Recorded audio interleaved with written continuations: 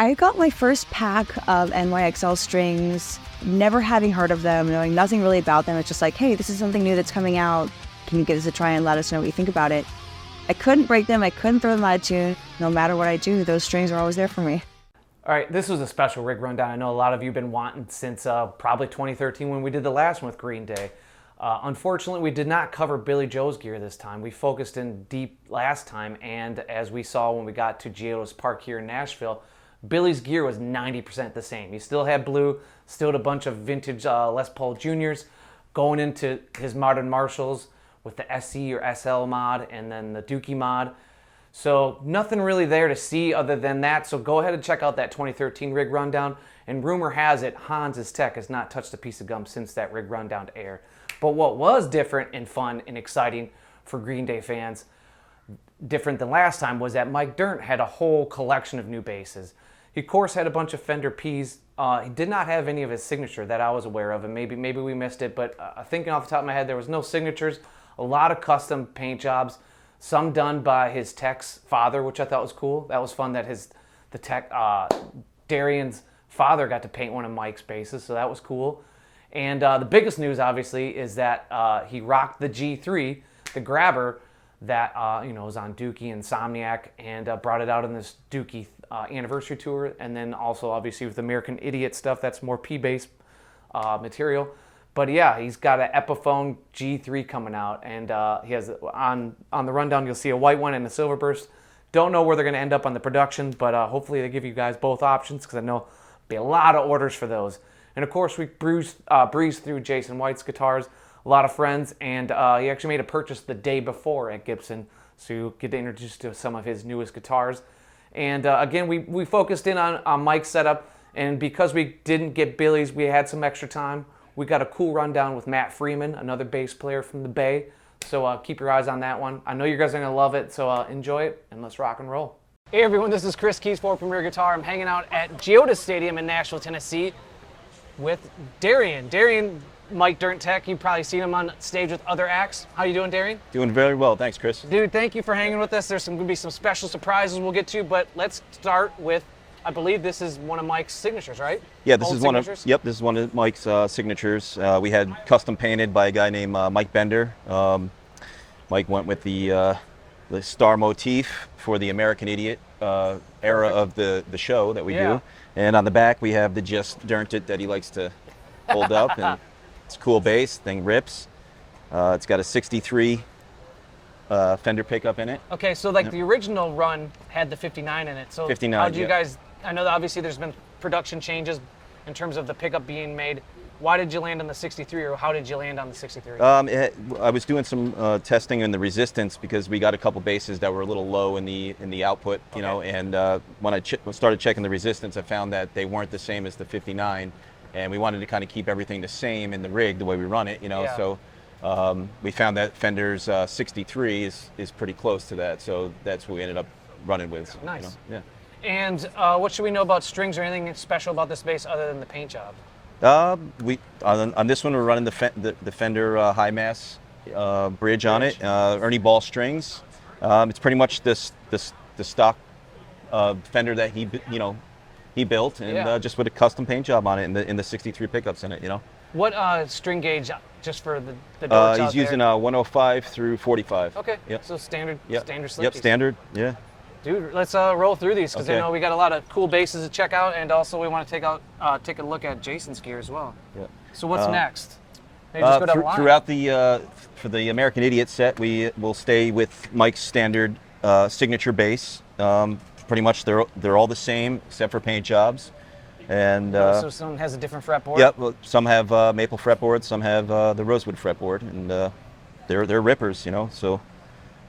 We're talking off camera, as you put this one away and show maybe another one, is that it's kind of a combination of anyone that doesn't know the specs on Mike's signature. It's like 51 body, 59 pickup, 60 something neck. It's like it's a combination of all the things you love. It's all the thing you love. Ash body. I mean, this makes the bass. It really adds like a mid thump to it, you know. And so this was another one that was painted by Mike Bender.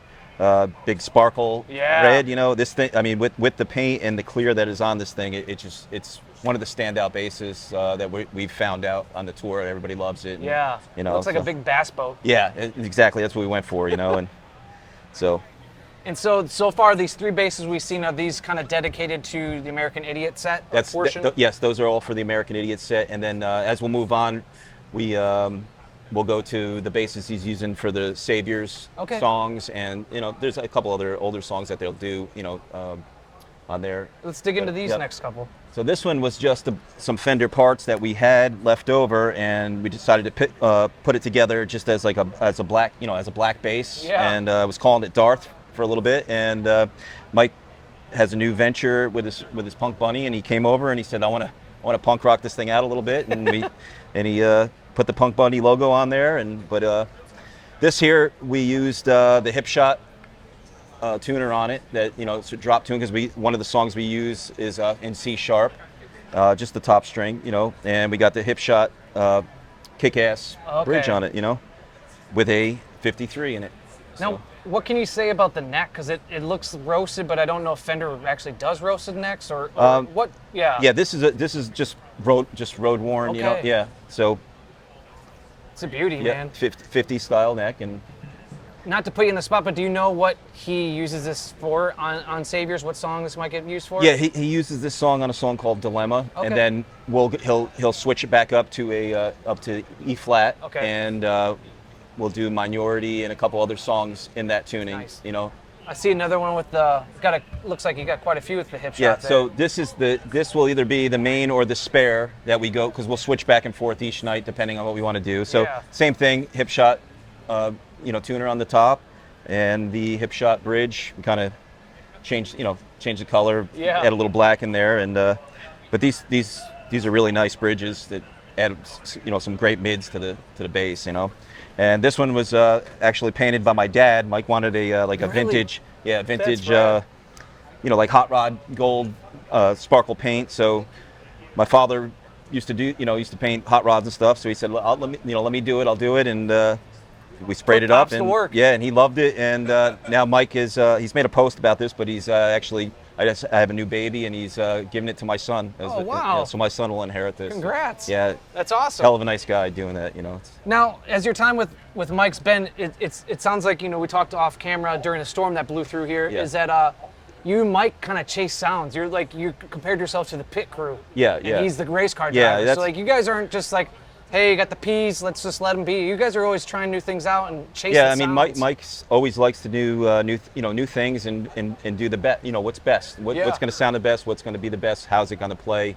And it's fun because we'll go down and we'll just start chasing things and trying to make other things happen. And sometimes it doesn't work, and other times it's a real cool thing we stumble upon, So. Man, it's cool to hear a guy that's been doing this 30, 40 years still get really invigorated in the process of finding the sound and trying to find a better bass, better feel, better sound, better anything. And so some people, great, they find their sound, they stick with it, good to go.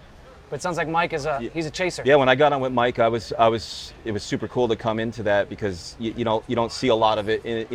Some guys just stay with what they want, but Mike knows what he wants, and if he wants it better, he'll find a way to make it better. And it's cool to be able to do that for him, and come up with that type. All right, let's see what we can do, and let's where we got to go, what company, and try to make it happen. And every day's not the same. Yeah, exactly. Well, come on, let's keep cruising.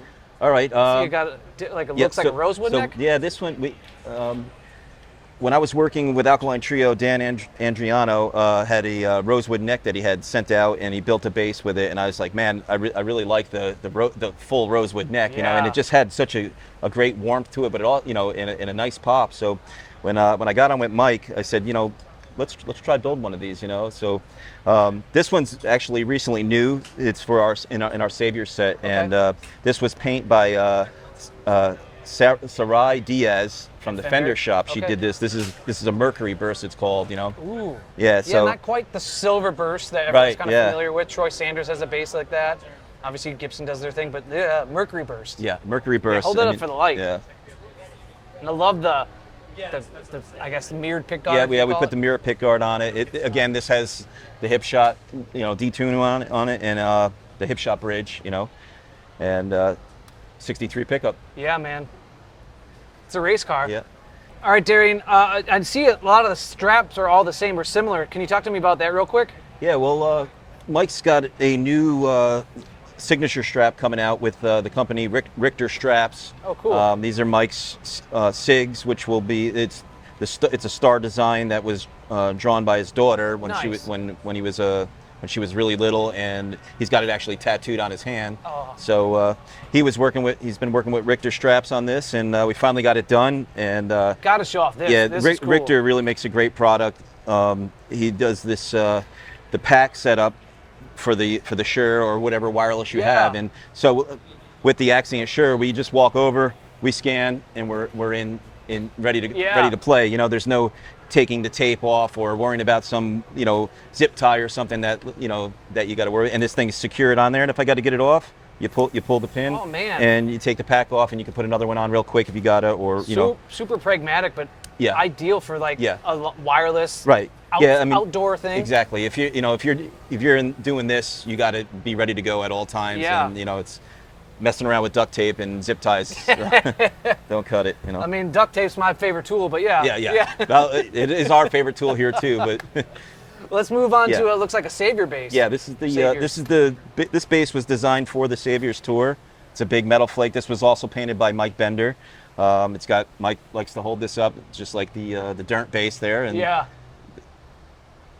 Yep, all rosewood, solid rosewood neck, with the hip shot tuner on it, hip shot bridge, and 63 pickup in it. What has Mike said, or what has your guys' conversations been about the rosewood neck? Like, because that's such a unique thing that you don't see in a lot of instruments, especially P basses. Yeah, well, that was the thing completely. It's unique, and it's got a really great tone to it and a really great feel too. You know, so.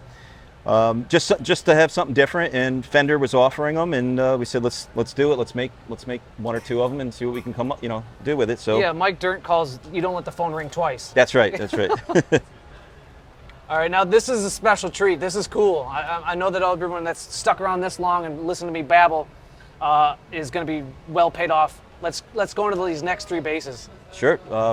Well, as everybody knows, on this tour, it's the 30-year anniversary for the Dookie album, and Mike has always played this is the OG original that he's played for. So the real deal. This isn't a relic. This isn't a copy. Yeah, this is the real deal. This is the bass. That's awesome. He pulled it out. He said, history. let's pull it out and let's get it out there and use it for this set. So the thing rails. It's awesome. You instantly when he's playing it, that's Mike Dirnt, and that's his tone, and just from the fingers to this, it's Can you tell me anything or tell the audience anything that you know about this bass by spending time with it? This bass has the Bartolini pick. I guess at one time Mike lost the pick. The pickup went on it, and he needed a replacement. And the guy that did it put a Bartolini in there, and Mike loved it. So, and it just woke up the bass, and it's got a Godo bridge on it. Okay.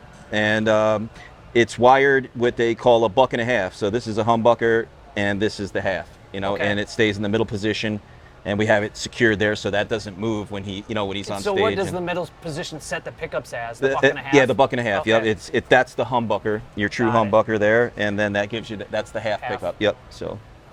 Wow. Yeah. It's so interesting to know that that Bartolini fits well with the. I believe on the old G3s they were Bill Lawrence did those pickups, the 3 signal coils. Yeah.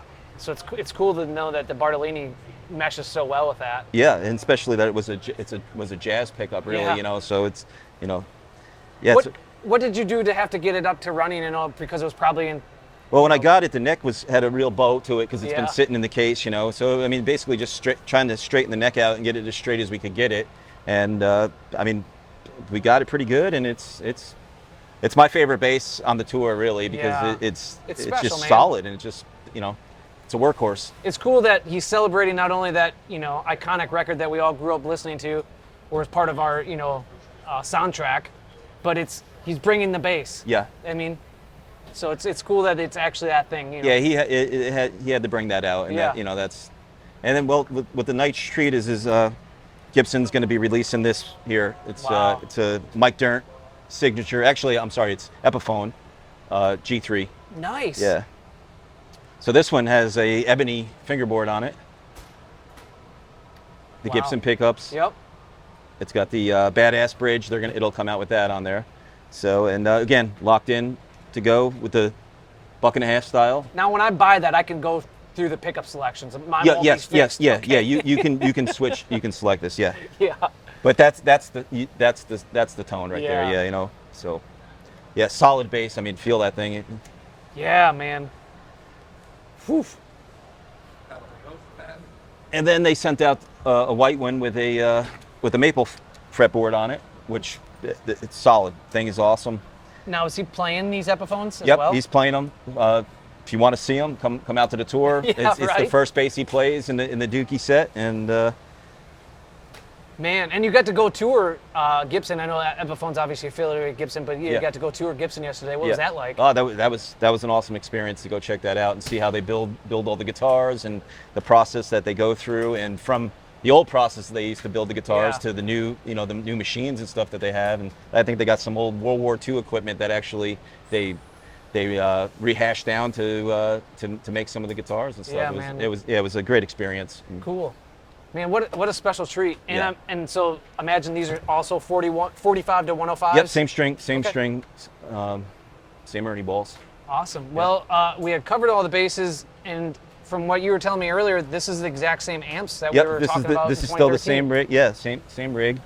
How is he running it EQ wise? Because people are really going to want to know the settings. Like, can you explain how he likes it? Yeah, I mean, right now what we're doing for this tour is, he pretty much is straight up. From on your bass, I run a little bit more because just because some of it's going through the DI and in the in-ears, you want to just get a little more of that low end in there. And pretty much straight up, and I'm running the volume. I'm trying to tap on those those preamp tubes and get them so that because we like a little bit of the breakup in there. And when you're running things in the in-ears, it's just really hard to get that actual amp, the amp, catch what the amp is doing. Yeah.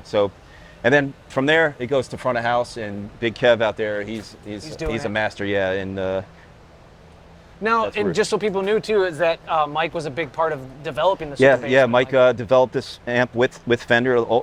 Pretty much, it's his ideas on everything that that he wanted from older amps that he worked with, and preamps and DIs and things like that he wanted to have in a Fender amp. And then Fender jumped on and said, "Let's do it." So yeah. And just so people are at home keeping track and keeping score. There's no cabs on stage or anything? We have a ISO cab that we run the cabinet in. Yep. Okay, and is that an ISO 110 or 112 or an actual 8? It's a 410 we have in the ISO cab. Yeah. Cool. And just see if you keep up.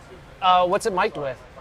The mic, I don't know. Okay. That I'm not sure, because they'll change it out depending on the situation and what's going on. Yeah. Well, Darian, I really appreciate your time. I know everyone on the comment section will definitely do that, and we're gonna go hang out with Jason's tech, Gabe. Great. Cool. Take care. What strings are you running? These are D'Addario NYXLs. And the D'Addario NYXL. But they're D'Addario strings, and I've been using those since forever, and I love them. D'Addario strings as well. D'Addarios. Right. D'Addario. I've been using D'Addario. I'm a fan of D'Addarios. Started using these D'Addarios. I like the D'Addario NYXLs. These are D'Addario, and I got the NYXLs on here.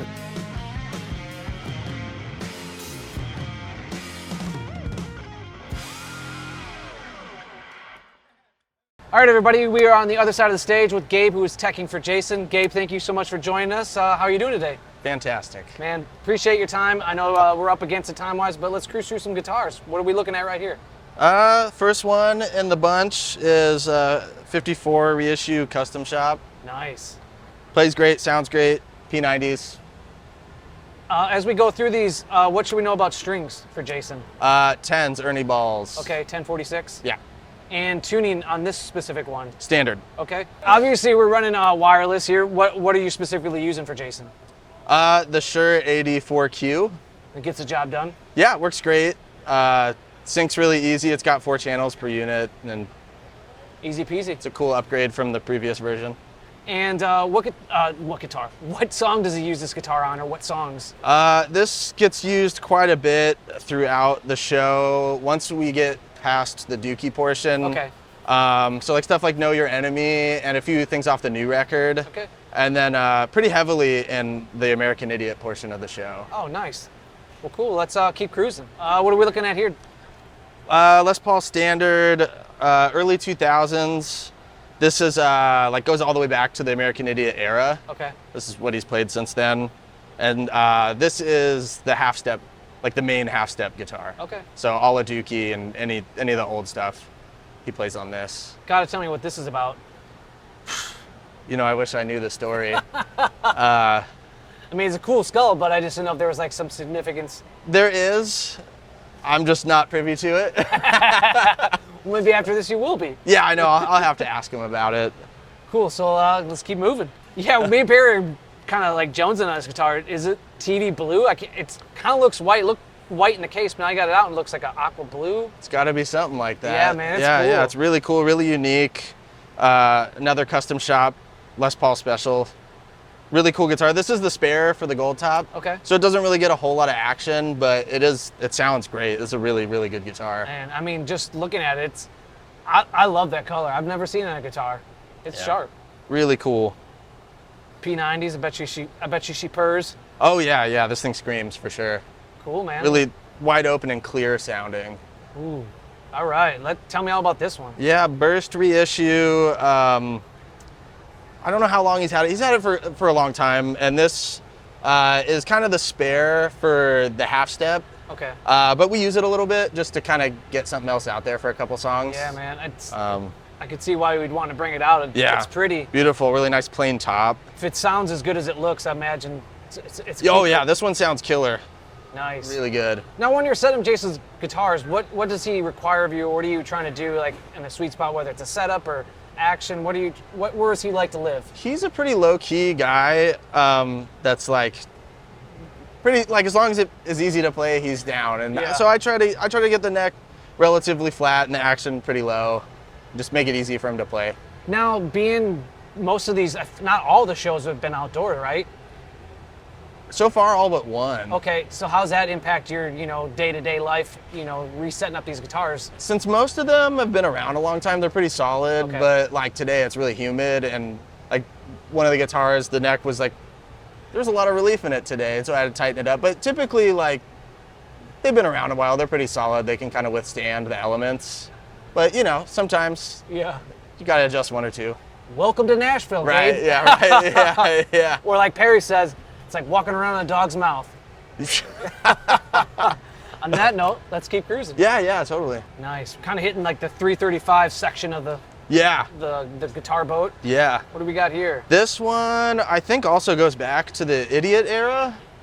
So it's been around a while. This is we use these with a stereo hardwire, a TRS cable, and we've got the piezo saddles. Oh, okay. Yeah, I was going to ask because I see these extra wires coming out of there. Yeah, and so we can switch between, with the switching system, we can switch between the magnetic system and the piezo for like a song like Boulevard. Okay. Because there's acoustic sound and then lead guitar and stuff in it.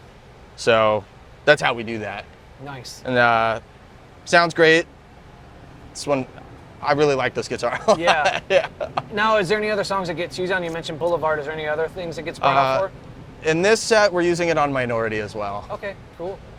All right, let's keep this parade moving. Cool.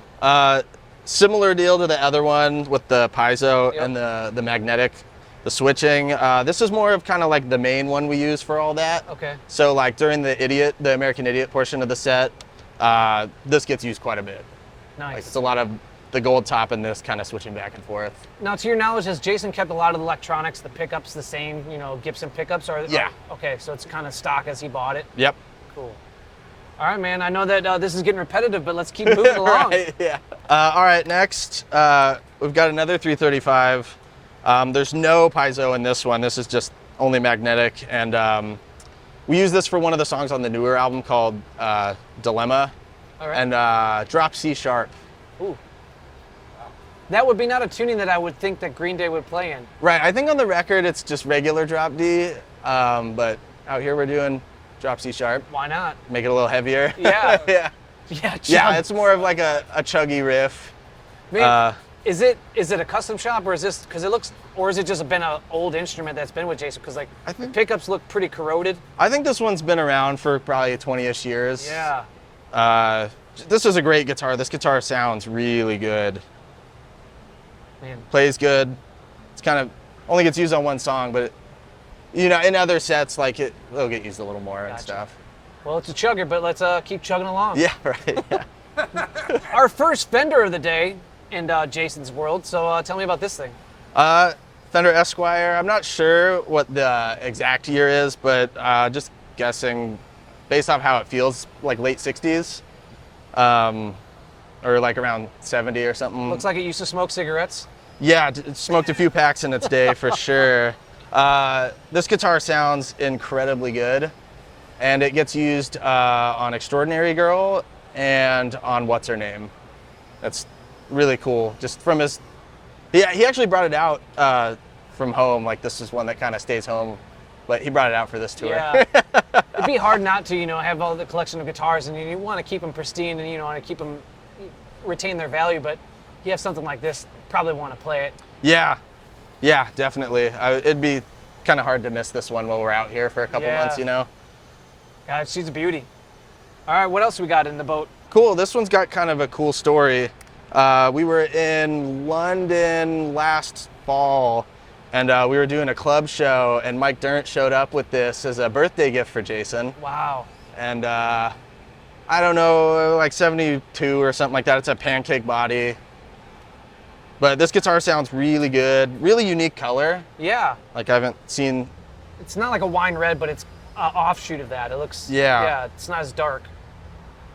And Les Paul Custom. What's he use it on? It's not in the set right now. It's kind of a spare just to have something in drop D for something else that we tuned to drop, for the Esquire, we tuned to drop D for What's Her Name. Okay.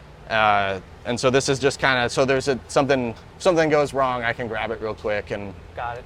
But he loves this guitar. It just like, I don't know, it's kind of a spare right now. Yeah.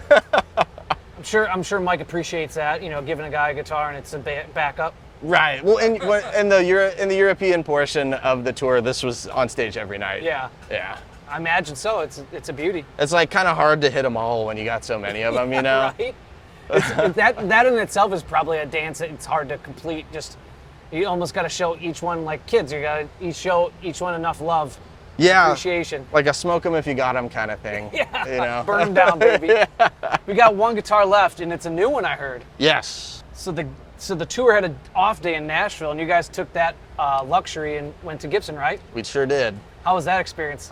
It was really cool. Was it your first time? My first time, yeah. Did you buy a guitar? I did. Really? Yeah. What guitar did you buy? I got Epiphone Coronet, nice. USA made. Oh yeah. So it's a Les Paul Jr., but an Epiphone. They're doing that. They also just came out with something similar. We did a review of it. Was an Epiphone Firebird that's made with Gibson custom electronics. So I think it might be overseas created or built or manufactured, but it's all Gibson custom electronics. Nice. So it's cool. Next time you come to Nashville, you do the tour, maybe check that one out. Right, yeah, definitely. But enough of your guitar buys. Right, what did Jason buy? He got this really cool, I can't remember what the color he said, is watermelon something, but to me it looks like a country gentleman. Yeah. So really unique, Murphy Lab. Light, we'll say. Yeah, light orange and light aging. And he literally just handed this to me as we were about to start shooting. So I'm before the show, I'll set it up and put strap locks on it and get it ready to go. Will we figure out? Will find a spot in the set tonight? You think? Oh yeah, he and I already discussed that. Well, so discuss with us. It'll be in the show tonight for sure. What song? He's gonna play it on Know Your Enemy and Look Ma, No Brains and One-Eyed Bastard. Oh, so it's gonna get a real big test drive. Yeah, it's gonna get 3 songs. Yeah. Better Pretty do good. exciting. Yeah, better do good, buddy. Yeah, right, yeah. All right, well, let's put that back in its safe space and kind of run through the rest of the rig here. All right, so we already covered the wireless, but from the wireless, it's running into, I guess, let's start with the rack here. We got the Shure wireless we already covered. What do we got pedal-wise in the rack? Pedal-wise, it's pretty low-key, nothing too crazy. First thing it hits is the gate. which I don't really use too much. It's just to kind of like, if we get in a building where the P90s are picking up a lot of noise, Yeah. I'll have it dialed in just super mellow, just to kind of take the edge off. The Mexican radio stations. Right, exactly. Because these guys are pretty good about controlling that 60 cycle hum with the, just turn the volume knob down. Yeah. But just to kind of take the edge off, I'll kick that on. But luckily on this trip, they've been like, not that noisy. So Cool. not picking up too much. And then from there, it goes into the Crybaby wah unit and volume. Okay. And so we're not running any signal out to the pedal board, they're just controllers. And so everything lives in this rack, so we don't have miles of cable for the signal to run through. Yeah. And then as far as like in the looper, the effect gizmo by RJM, we've got this reverb. That's pretty cool. We use that on What's Her Name. And then we got the Poly Blue Octave. What's that get used for? We use that on the song Extraordinary Girl. Okay. There's kind of like a sitar kind of sounding guitar part on there, and we use it to just kind of set it apart. Yeah, that thing can do a lot. It's a really versatile pedal. Oh yeah, it's a really fun noisemaker too. Yeah. And then for the boost, we have this API transformer guitar. Sounds great. Can dial it really good. Yep. Clean boost or overdrive if you want. And I imagine that's just for like solos. Yeah. Anytime he's got a lead, I kick that on, and that's also running through the effect gizmo. And these two Strymons. And then these are in the effects loop. We've got the Timeline by Strymon for all your delay needs, and then we've got the Mobius for the mods, and the Timeline is used quite a bit throughout the set. Yeah. Like once we get to the more modern portion of the set list, I say modern, but American Idiot's 20 years old. Yeah, right. But and then the Mobius, we use the phaser for a song called Homecoming, and that's all that this gets used on in this particular set list. Got it. And those are in the effects loop. Everything else is in the front end. Well, except for the reverb. The reverb is running through the loop too. But Okay. that kind of brings us to the next part of this is the 3+. And we use that for the clean sound and like that kind of small combo sound to where the dynamics like get kind of dropped down. Mm-hmm.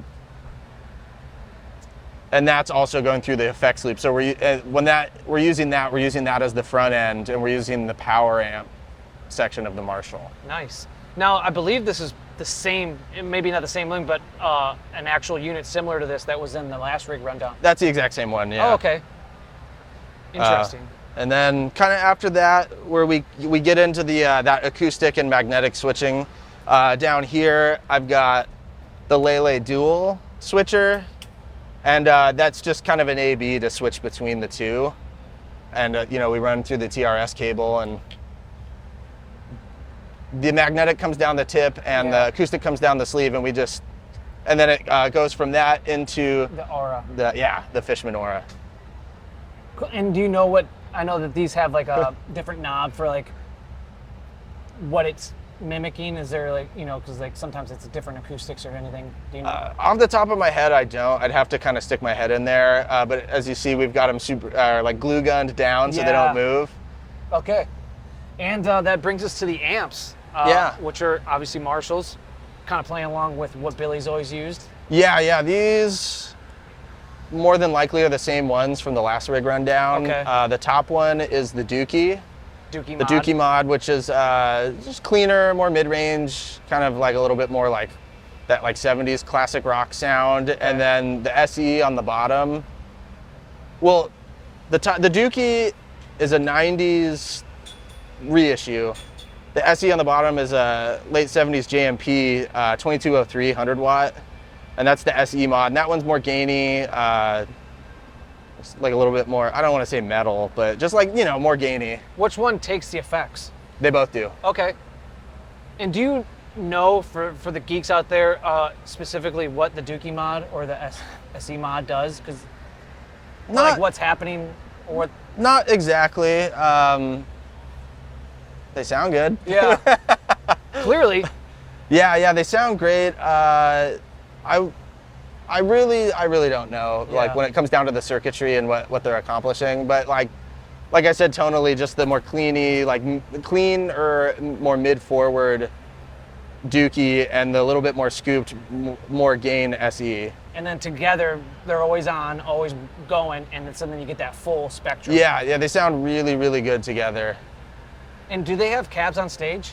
We're using 412s, but they're in isolation boxes. Gotcha. And so then really they're not getting any sound on stage, any monitors or anything, it's just all in-ear? All in-ears. Wow. Well, Gabe, I know we're up against it, and I really appreciate your time. You went through the guitars, dude, and everyone out there, stay safe, keep rocking, and come check out Green Day. I know I will. Strings have a lot to do with your tone. The NYXLs for me have always tonally been great. I really need that friction to feel my slides. I depend on that friction even for accuracy.